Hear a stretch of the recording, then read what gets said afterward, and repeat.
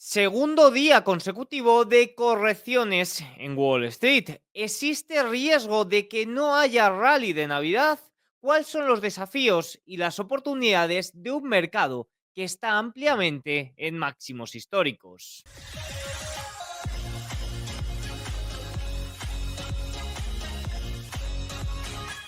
Muy buenas a todos y bienvenidos un día más al canal. Hoy es martes 10 de diciembre de 2024 y en este momento son las 21:44 hora en España, 15:44 horario en Nueva York. El día de hoy es un martes de estos típicos previos a los datos de inflación. Ya saben que mañana conoceremos el IPC, el crecimiento de los precios por el lado del consumidor en Estados Unidos, uno de los datos más importantes que tienen el foco a todos los inversores, del que todos los inversores están pendientes para tomar sus futuras decisiones. En este vídeo vamos a ver qué podríamos esperar del dato de mañana y en función de lo que sale, qué reacciones podríamos interpretar. Ya no solo en los mercados, sino también por el lado de la renta fija y especialmente por el lado de la decisión de tipos que llevará a cabo la Reserva Federal la próxima semana.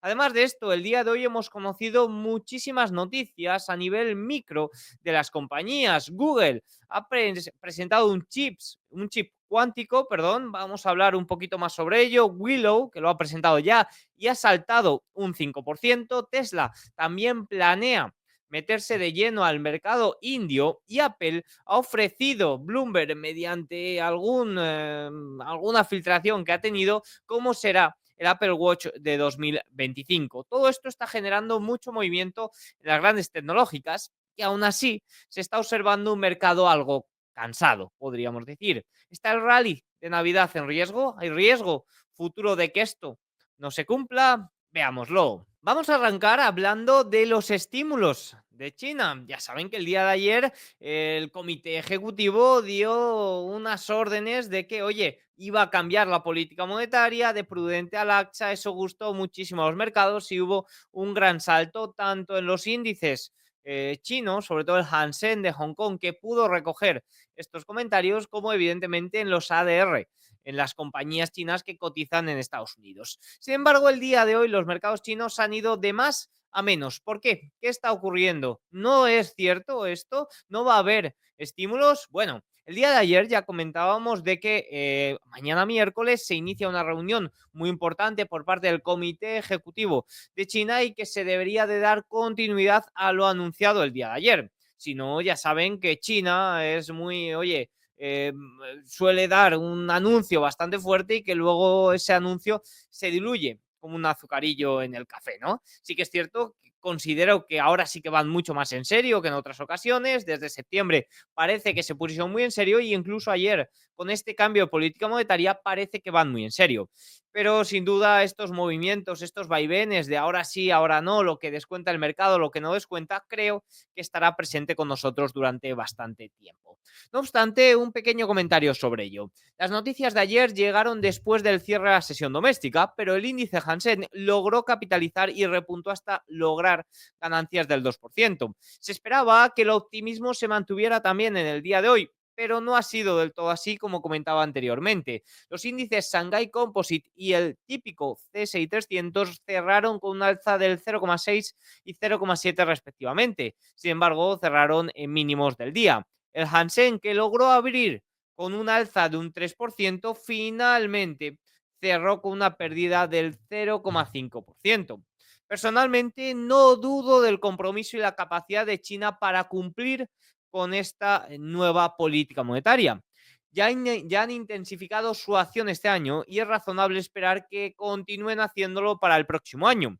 Lo que sí que dudo es la capacidad de China para cumplir con sus compromisos fiscales. Aquí sí que tengo muchas dudas y, como os digo, esperaría que siga habiendo un poco estos vaivenes de, oye, mucho optimismo, mucho pesimismo y demás. Llevan más de 2 años diciendo que harán y, sin embargo, cada vez que Pekín debía asumir su compromiso firme, tiende a descuidarlo como ya lo hizo en los últimos meses. Si Pekín quiere reafirmar la confianza de los inversores, tendrá que ofrecer algo en algún momento del año próximo. Ya saben que una fecha marcada para el año 2025 es marzo, cuando el comité ejecutivo lleva este plan o lleva a cabo este anuncio de plan económico para el año. Eso se trata de una reunión muy importante. La reunión que tenemos mañana, que inicia mañana, también enfocada al trabajo, pues oye, ya se deberán de ver pistas de cara a ese déficit fiscal mayor para 2025.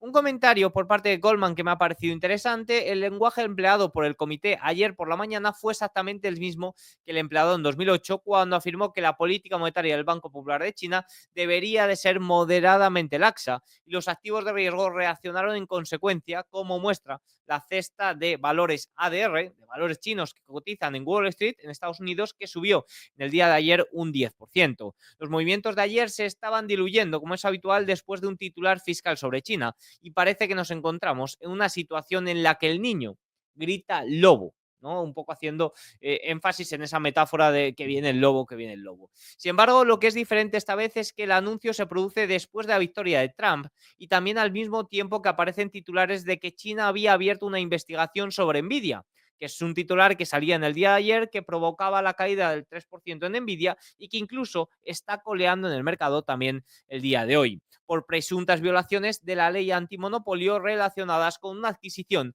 del año 2020.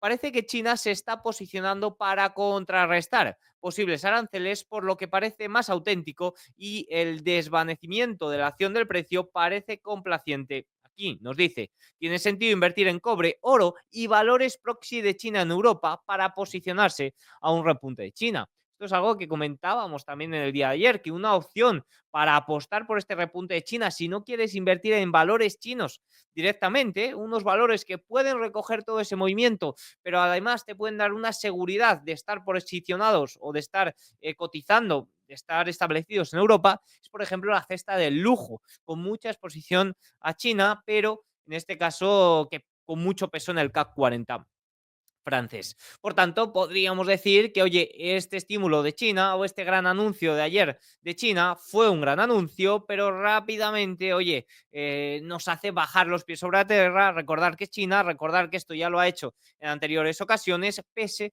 a que esta vez parece que van mucho más en serio. El mercado chino está muy pro a reaccionar, ya lo vimos dentro del mercado de opciones, está muy abarrotado el sentimiento alcista. Por tanto, en caso de que veamos puntos positivos, puntos que acompañen esta recuperación, probablemente deberíamos de ver grandes y continuaciones de este movimiento.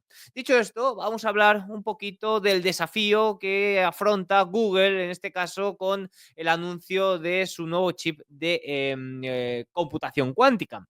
Google ha anunciado Willow, su chip cuántico más avanzado, que logra dos hitos significativos: corrección de errores cuánticos exponencial. Willow reduce los errores a medida que se escala el número de qubits, resolviendo un desafío clave en la computación cuántica perseguido durante 30 años. Esto demuestra que es posible construir computadoras cuánticas útiles y escalables. Supera a las supercomputadoras clásicas. Willow realizó un cálculo en 5 minutos que tomaría 10 septillones de años a una supercomputadora actual, un logro que respalda la supremacía cuántica. El chip cuenta con 105 qubits de alta calidad y fue fabricado en las instalaciones en Santa Bárbara. Google destaca que la computación cuántica no solo tiene potencial para avanzar la ciencia, sino también será crucial para desarrollar nuevas tecnologías como medicamentos, baterías más eficientes y energías alternativas.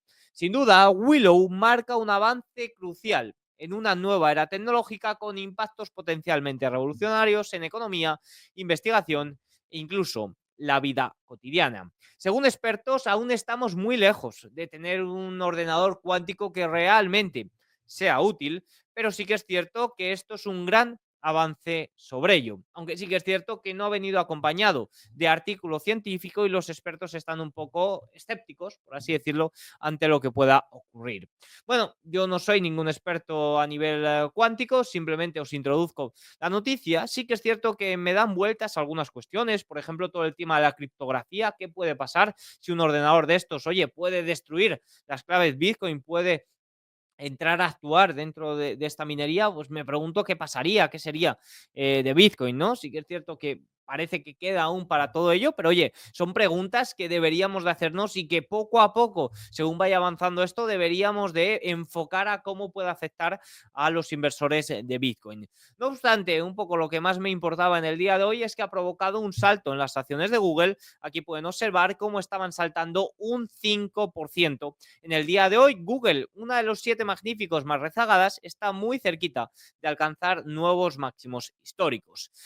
Un punto también importante a tratar el día de hoy es el tema del rebote o del rally de final de año. Mejor que rebote, rally de final de año. Ahí he cometido un error a la hora de poner el título. ¿Está en riesgo este rally de final de año? Porque si bien noviembre y diciembre son los mejores años o es el mejor periodo del año para el mercado, oye, Diego, ya van 2 días consecutivos de correcciones y me estoy empezando a asustar.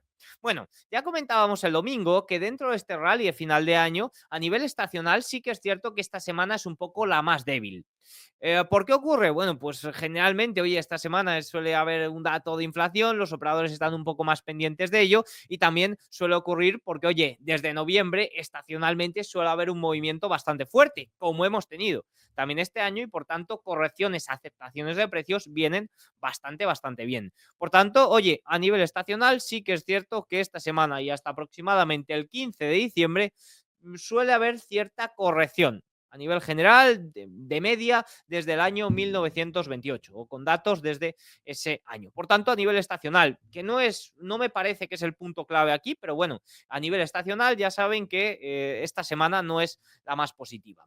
Ya van 2 días de corrección, no parecen suficientes para entrar en pánico, ¿no? Fíjense como el S&P 500, oye, ni siquiera ha tocado este soporte o esta resistencia que tendríamos aquí de los anteriores máximos. Sí que es cierto que el día de hoy estaba cotizando por debajo de ese 6.050, un poco el nivel pivote, ¿no? El primer nivel de soporte relevante que tenía por delante, pero fíjense que aún medias importantes, sobre todo los grandes niveles estarían en el 6.000 puntos, luego 5.900, incluso hasta el 5.800 no entraría en juego una presión alcista que de verdad sea relevante.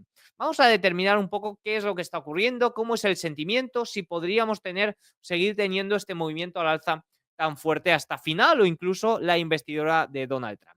Fíjense, la tendencia de acciones por parte de los hogares, que ya saben que son los principales actores dentro de la renta variable, no dentro de la deuda, no dentro de la renta fija, pero sí dentro de la renta variable, se sitúa cerca de su máximo histórico. Por ello, según la última actualización de la Reserva Federal, el patrimonio neto de los hogares estadounidenses también alcanzó un nuevo récord en el segundo trimestre de 163,8 billones de dólares. Claro, viendo esta imagen, observando esta imagen, pues oye, podemos ver que aproximadamente ahora mismo la tenencia de acciones por parte de los hogares está en unos niveles similares a la burbuja.com. Burbuja, burbuja, ¿no? Es un poco lo que podemos pensar. Bueno, sí que es cierto que hay que tener en cuenta la gran pérdida de poder adquisitivo que ha tenido el dinero para comprar esas acciones durante los últimos 20 años. Esto pasa un poco, por ejemplo, con los precios de la vivienda, ¿no? Se comparan los precios con el año 2008, por ejemplo, aquí en España, y oye, la pérdida de poder adquisitivo y el efecto de la inflación durante este tiempo no tiene nada que ver, que se equivalen. Los precios ahora mismo, ¿no? Es decir, esa gran pérdida de poder adquisitivo entra en juego. De momento, a mí esto la verdad que no me preocupa o no me parece un signo de riesgo. Sí que es cierto que, oye, hay muchísimos indicadores que están marcando pues exceso de optimismo, sobre valoraciones, sobre compra y que en algún momento tendrán que venir correcciones, evidentemente, pero sí es cierto que esto lo interpretaría como los indicadores de valoraciones y demás que lo asemejan a la burbuja. Oye, podríamos tener ciertas sobrevaloraciones, pero ni mucho menos me atrevería a hablar de burbujas. Un punto también importante que hemos conocido el día de hoy es que el índice de optimismo de la Federación Nacional de Empresas Independientes subió 8 puntos a 101,7, la lectura más alta desde junio de 2021. Se trata, ojo, del mayor salto mensual desde julio de 1980, cuando la economía volvió a crecer después de la recesión que comenzó en enero de ese mismo año. El indicador de incertidumbre del grupo cayó 12 puntos después de alcanzar un máximo histórico antes de las elecciones presidenciales. 9 de los 10 componentes que conforman el índice general aumentaron en noviembre, liderados por una mejora de 41 puntos en las perspectivas condiciones empresariales en Estados Unidos. Y si pueden ver en este gráfico, ya hemos visto este patrón. anteriormente. Fíjense cómo la anterior victoria de Donald Trump también produjo un gran salto, en cambio la anterior victoria de Joe Biden en el año 2020 produjo una corrección bastante significativa. ¿Qué interpreta esto? Pues ya saben que las pequeñas y medianas compañías se verían mucho más beneficiadas por esta victoria de Donald Trump, sobre todo las que tienen gran parte de sus ingresos de forma doméstica, ¿no? En Estados Unidos, por todo este tema arancelario y por todo este tema de beneficiar a lo suyo, de beneficiar a las compañías domésticas. Por tanto, esto es un patrón muy positivo para estas compañías y esto es un patrón que ya hemos visto en anteriores ocasiones. Al final es comprensible esta debilidad que se está observando en la renta variable, en este caso en el principal índice S&P 500, sobre todo si tenemos en cuenta de que es una semana de IPC y de que, oye, los operadores pueden estar un poco preocupados, recogiendo parte de las ganancias, un poco por lo que pueda ocurrir mañana. Fíjense que no se espera gran movimiento. De hecho, fíjense, para ayer se esperaba un movimiento del 0,5%, que fue el movimiento que tuvo el S&P 500. Hoy se esperaba un movimiento de un 0,4%, que ha sido más o menos el que ha tenido, y para mañana se espera un movimiento de un 0,5%. Son movimientos, me atrevería a decir, extremadamente bajos para un día de IPC. No suele ser habitual. ¿A qué se deben estos movimientos tan pequeños? Bueno, pues fíjense cómo se esperan movimientos pequeños hasta aproximadamente el 17-18 de diciembre. ¿Por qué? Porque la gamma es muy positiva. ¿Qué significa esto? Que se necesita mucho dinero, se necesita una sorpresa muy grande del mercado para poder moverlo.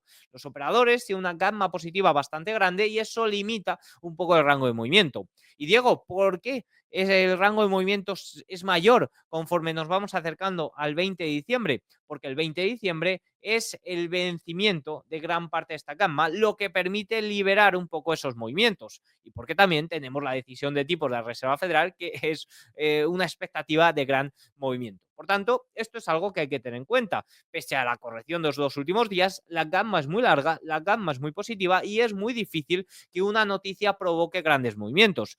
Por tanto, mañana, a no ser que veamos un dato muy dispar a lo que se espera, sería raro ver grandes movimientos. Fíjense, si la impresión de mañana del IPC es moderada, las acciones y el oro subirán bruscamente y el recorte de 25 puntos básicos de la Reserva Federal para la semana que viene quedaría totalmente descontado. Y eso que la bajada de tipos no parece ser lo más relevante. De cara a la reunión de la Reserva Federal del mes de la semana que viene, hay un punto que es muy importante, que es el recorte de la tasa del repo inverso. Esto me parece fundamental. ¿Por qué? Porque haría que saliera todo el dinero que está aparcado en el repo inverso y provocara aumentos de liquidez. Ya es muy poco el dinero que queda ahí, pero esto me parece una señal clara para, oye, decir, dar un golpe sobre la mesa, provocar aumentos de liquidez y ya pronosticar que el fin del QT, que el fin de la reducción del balance de Reserva Federal está más cerca que nunca. Veremos a ver si se cumple. Lo dejaron caer en las actas de la última reunión, así que estaremos pendientes, incluso más pendientes de la bajada de tipos, del repo inverso, que ahora mismo se encuentra 5% por encima de la tasa federal normal. La probabilidad de un recorte a Reserva Federal se estima en estos momentos en un 86%, pero esto, amigos míos, es lo que dicen los economistas. A mí me gusta más poner el foco en el tema de o en lo que está descontando el mercado. Fíjense que en este momento, si nos vamos a observar el rendimiento, la letra americana a 3 meses, donde la tengo por aquí, en este momento está en 4,29, es decir, está descontando 21 puntos básicos. Ojo que está prácticamente descontando la totalidad de esa bajada de tipos. Veo fundamental el dato de mañana porque si hay una sorpresa al alza puede que no haya bajada de tipos o el mercado suba los rendimientos y no descuente esta bajada de tipos. Pero tendríamos que tener, parece ser, un dato superior a lo esperado. Parece que el foco de la Reserva Federal o el foco de los que de lo que quiere o de lo que puede descontar el mercado esta bajada de tipos está más por el lado del empleo que por el lado de la inflación en estos momentos, como digo, siempre y cuando no veamos un salto muy considerable. ¿Cuáles son, por tanto, los riesgos actuales del mercado? Hemos visto 2 días de corrección, ¿puede tener continuación este rally de Navidad? Bueno, en este momento yo diría que hay varios riesgos, algunos más fuertes que otros. Vamos a revisarlos. Me ha parecido muy interesante este paper de Goldman y vamos a revisarlos y dar mi opinión sobre ellos. En primer lugar, complacencia en la volatilidad, diferenciales de crédito y costes de protección. Observar cómo se reducen los diferenciales de crédito, lo que también es un ejemplo de las estrategias de venta de volatilidad y cómo la volatilidad baja día a día a medida que las acciones suben lentamente, da al mercado una sensación de complacencia. Si vendes volatilidad, obtienes una prima hasta que algo se rompe y los diferenciales de crédito se han reducido agresivamente recientemente. ¿Qué es lo que quiere hacer referencia con esto? Pues que cuando la volatilidad es muy baja, como en estos momentos, como en julio, oye, si todo va bien, pues perfecto, no hay ningún problema. Pero en caso de que haya algo que pille por sorpresa al mercado, pues sí que es cierto que las reacciones de la volatilidad y las reacciones también del mercado de la renta variable pueden ser mayores, como vimos aquel lunes 5 de julio, donde caía la renta variable a piñón y el VIX se disparó por encima de 60. Cuando hay mucha venta de volatilidad, puede haber un efecto que provoque lo contrario. En mi opinión, aquí habla el operador de Goldman, la acción del precio de ayer fue ilustrativa de esto, ya que muestra una canasta de impulso, que la canasta de impulso de Momentum tuvo su peor día en casi 2 años a medida que se iniciaba una rotación para China. Yo realmente no pienso que lo de ayer fuera una rotación para China, sino simplemente, oye, una corrección más que necesaria después de un rally por parte del Momentum bastante fuerte. Sin embargo, también es un testimonio de que los inversores no necesitan muchas razones para retirar sus fichas de la mesa dadas las valoraciones y el momento del año. Bueno, pues sí que es cierto que el rally ha sido muy positivo, sí que es cierto que las valoraciones pueden ser exigentes en algún punto, pero como digo, no sacaría muchas conclusiones del momentum que tuvimos el día de ayer. Más cosillas, un riesgo que evidentemente sí que es evidente y sí que creo que podría causar movimiento es el posible aumento de tasas del Banco de Japón para este mismo mes de diciembre. La última vez que el Banco de Japón subió los tipos fue en julio y ya vimos lo que ocurrió, ¿no?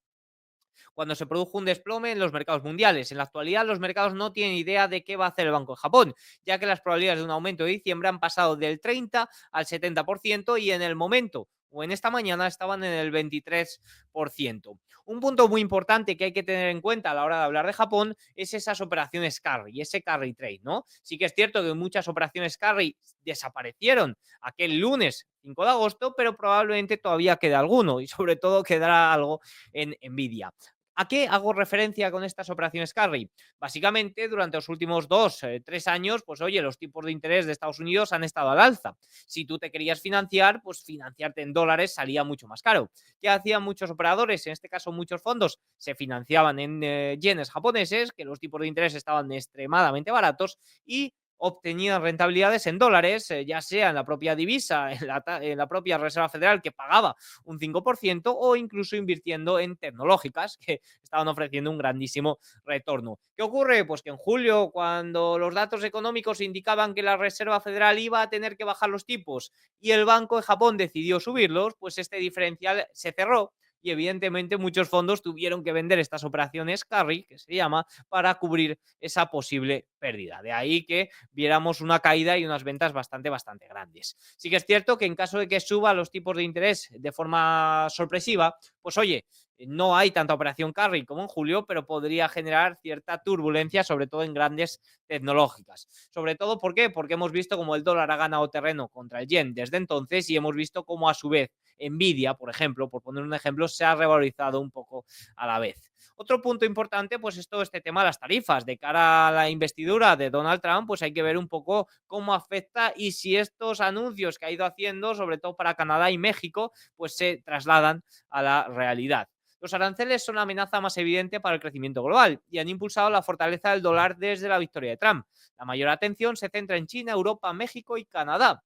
Hasta ahora el mercado los ha percibido en gran medida como una táctica de negociación ante la falta de seguimiento por parte de las divisas y el repunte de la canasta de aranceles de Estados Unidos. Si cree que Trump cumple con su palabra, volvería a operar en posiciones cortas a través de la canasta expuesta a aranceles de Goldman, en este caso de Goldman, porque he cogido el paper de ahí y no he hecho mucha escabechina, pero básicamente lo que nos dice es que, oye, si crees que Donald Trump va a llevar a cabo todas sus medidas, yo sinceramente no creo que pueda imponer esos aranceles que hasta ahora está con los que hasta ahora está amenazando, pues oye, ponerte corto en lo que ha reaccionado mal hasta ahora Asia parece ser una interesante opción. Y de hecho, esta semana o estas últimas semanas hemos visto un poco rebote de esas posiciones cortas. Esto en caso de querer apostar un poco contra lo que haga Donald Trump. Yo, ya saben, mi carácter optimista por naturaleza me hace ignorar lo que se ha comportado mal y me hace mirar un poco más hacia las oportunidades o hacia lo que lo está haciendo bien. ¿Dónde hay oportunidades? Bueno,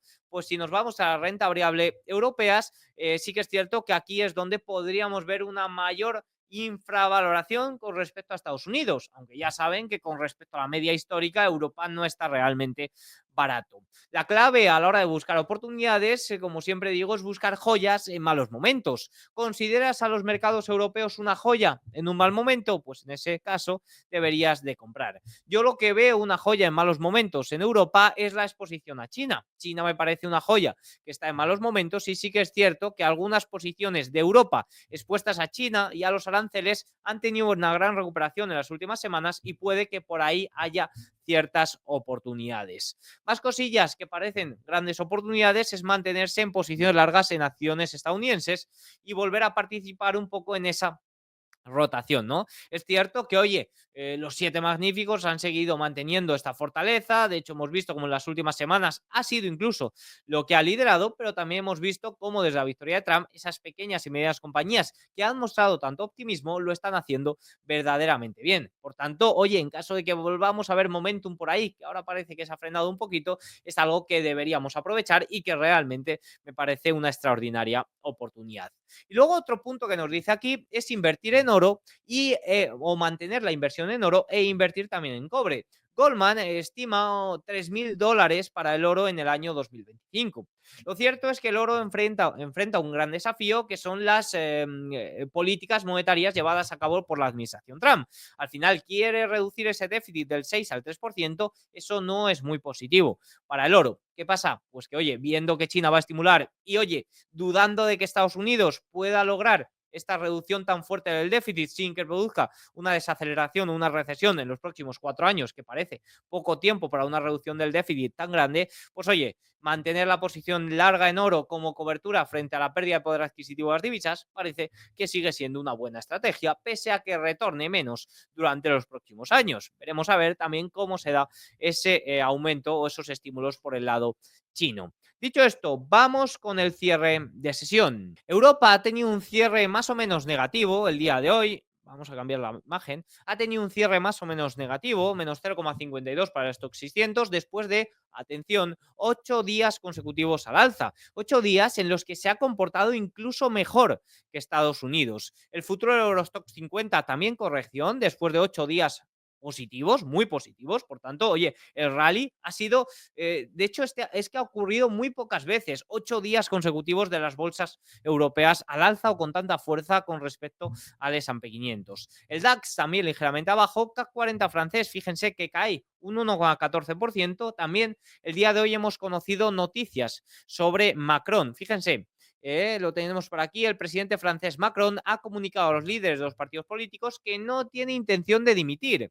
En su lugar, busca alcanzar acuerdos con las diversas fuerzas políticas para evitar mociones de censura futuras y dice que en las próximas 48 horas dará nombre del futuro primer ministro después de la destitución de ayer. Puede que el CAC 40 francés se haya visto afectado por esta no dimisión de Macron, aunque se ha conocido a última hora, pero sobre todo por lo que se ha visto afectado es por esa caída un poco de los mercados chinos después de la ilusión que generaron el día de ayer. El IBEX 35 menos 0,38, CAC 40, perdón, Reino Unido menos 1%, Italia menos 0,25, Suiza menos 1,11 y Países Bajos menos 0,19%. Después de 8 días consecutivos al alza y con tanta fortaleza, pues oye, correcciones generales en Europa vienen bastante bien. Una Europa que llevará a cabo su bajada de tipos del Banco Central Europeo, se estima que en 25 puntos básicos el jueves. Veremos a ver si da sorpresa y baja 50 puntos. Fíjense como los rendimientos británicos, ojo que vuelven a subir, atención por aquí.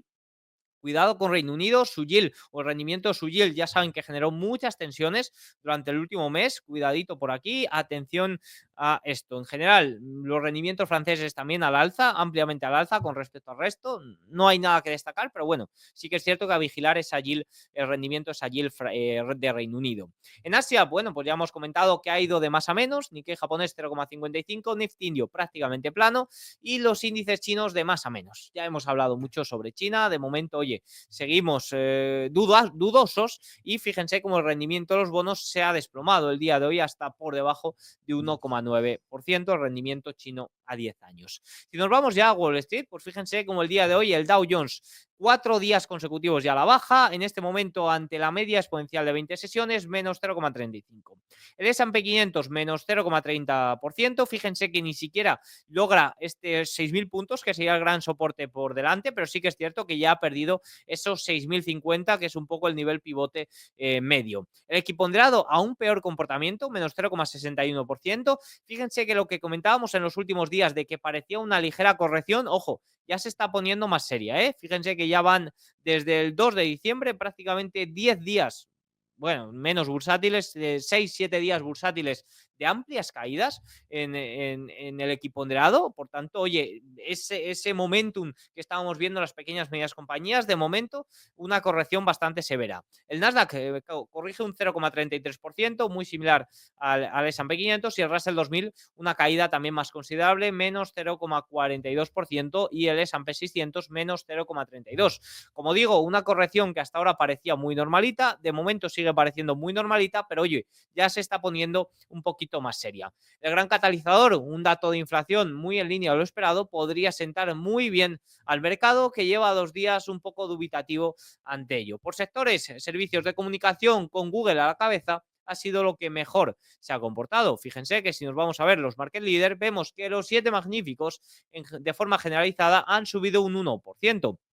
Apple ha subido un 0,41% después de que Bloomberg filtrara que se espera que el Apple Watch Ultra que publique en 2025 podrá enviar mensajes por satélite y quizás también podrá avisar cuando la presión arterial esté bastante elevada.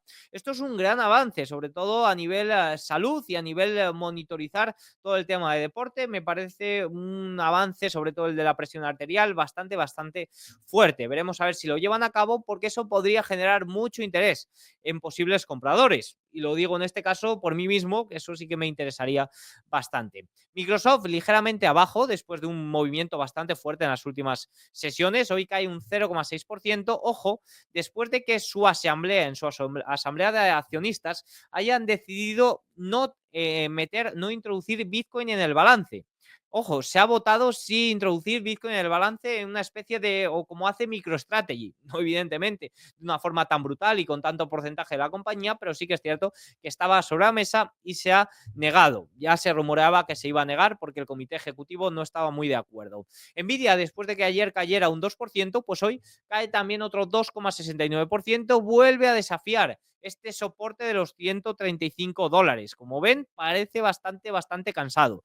Veremos a ver mañana, en caso de que haya un dato de inflación malo, muy superior a esperado, podríamos ver grandes sorpresas a la baja por el lado de Nvidia. Si hay un buen dato, pues oye, el optimismo se recuperaría. Para compensar esta caída tan fuerte de Nvidia, pues oye, entra en juego Google, Alphabet, que sube un 5,32% después del avance del chip cuántico que hemos comentado. Amazon prácticamente plano, Meta sube un 0,94% y Tesla el día de hoy sube un 2,87% después de que también filtrara Reuters que puede estar abriendo mercado en India. Por cierto, Tesla pero que muy cerquita de máximos históricos, a cosa de un 1-2% de máximos históricos. Sin duda un movimiento espectacular desde la victoria de Donald Trump. Si volvemos al tablero, bueno, pues observamos cómo el VIX también ha subido, muy ligeramente, pero ha subido respecto al cierre de ayer y se encuentra alrededor de 14. No hay nada reseñable que comentar, pero bueno, ligeros alzas. El TLT el día de hoy prácticamente o a la baja, 0,47, después de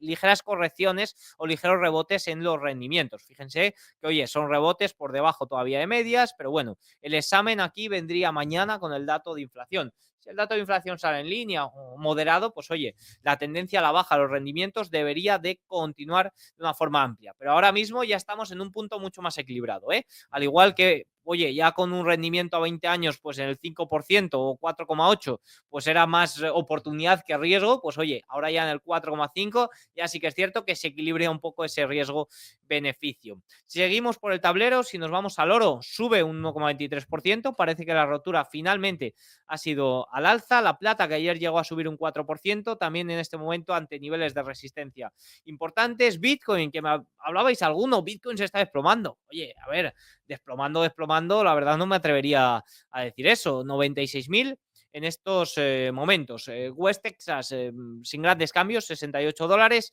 Y el dólar sí que es cierto que ha ido al alza, un poco en esta corrección, consolidación después del gran movimiento al alza que ha tenido en las últimas meses, en los últimos meses.